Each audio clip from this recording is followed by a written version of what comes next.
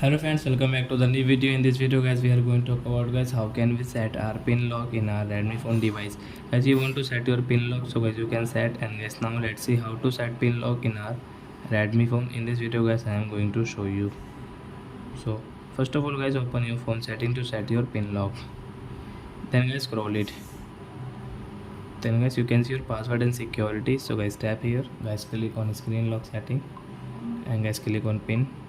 And guys, you can see this notification. Guys, remember your lock screen password. If you forget it, you will have to erase all data on your device.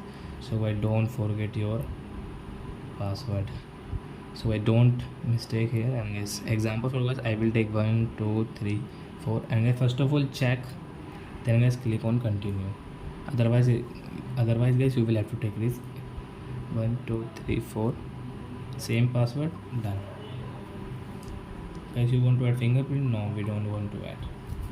Then guys, off. Then guys, you can see we have this pin.